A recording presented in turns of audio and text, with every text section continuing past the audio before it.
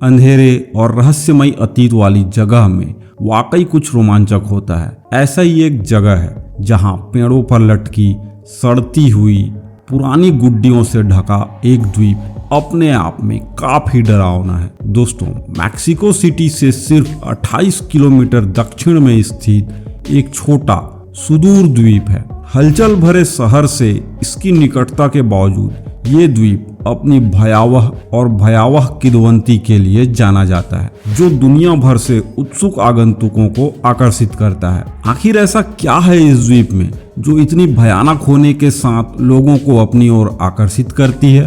तो चलिए अपना बोरिया बिस्तर बांध लीजिए, क्योंकि आज हम आपको इस द्वीप की सैर कराने वाले हैं। ला इस्ला डे लास मुनेकास की कहानी मैक्सिको सिटी के जोचिमिल्को के निवासी डॉन जूलियन सेंटाना बेरिसा से जुड़ी है।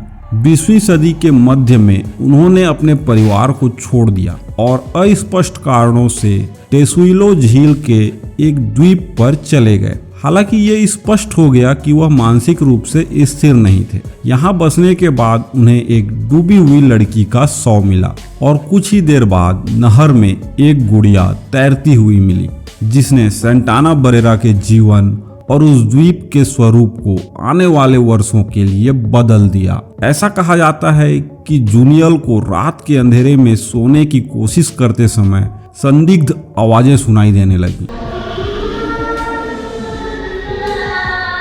हालांकि वह जोचिमिल्को नहर के एकांत में था। उसे डर था कि जिस मृत छोटी लड़की को उसने पाया था, उसकी आत्मा उसे परेशान करने के लिए द्वीप पर वापस आ गई है। उन्होंने लड़की की आत्मा को खुश करने के लिए गुड़िया को एक पेड़ पर लटका दिया और अगले 50 वर्षों तक उन्होंने कूड़े और नहरों से गुड़िया एकत्र की। कुछ को वह पूरा लटकाता था और कुछ को वह अलग अलग हालत में सिर रहित, धड़ रहित या किसी और तरह से अलग अलग अवस्था में लटका देता था। कई लोगों का मानना है कि जूलियन की आत्मा अब उन कई अन्य लोगों में शामिल हो गई है जिनके बारे में कहा जाता है कि वे पहले से ही the island of the dolls में भटक रहे हैं। ये किसी ऐसे व्यक्ति की हरकतें नहीं लगती जो वास्तविकता को अच्छी तरह समझता, और वास्तव में इस किंवदंती के इर्द गिर्द कई संदेश हैं। सबसे बड़ा सवाल उस छोटी लड़की की वास्तविकता जो मर गई। डॉन जूलियन के अपने परिवार सहित कई लोगों को विश्वास नहीं हुआ कि उसने कभी लड़की को पाया। हालांकि वे मानते हैं कि उसने ये सब बनाया, अनुभव किया, कल्पना किया या किसी तरह से गलत था। ये अभी तक स्पष्ट नहीं है। यह स्पष्ट है कि लड़की मौजूद थी या नहीं।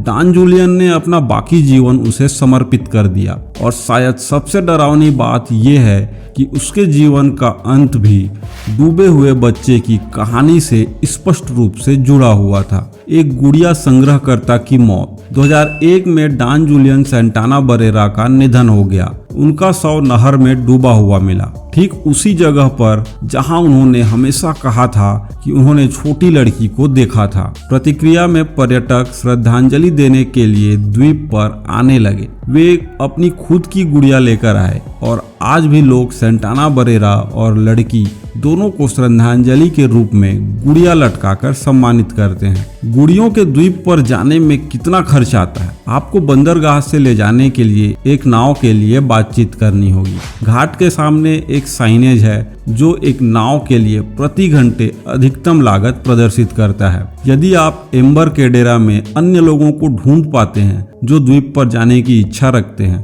तो किराया बांटने से लागत कम करने में मदद मिलती है। अप्रैल 2018 तक एक नाव के लिए प्रति घंटे की लागत 500 रुपए था। यह द्वीप तक 4 घंटे की राउंड ट्रिप है, इसलिए अधिकतम 2000 रुपए का भुगतान करने की अपेक्षा करें। यदि आपको स्पेनिश अच्छी तरह आती है तो आप सस्ती कीमत पर बातचीत करके भी अपनी किस्मत आजमा सकते हैं। एक बार जब आप द्वीप पर पहुंच जाते हैं तो आपको प्रवेश करने के लिए द्वीप के देखभाल करने वालों को टिप देने के लिए भी नकदी की आवश्यकता पड़ती है।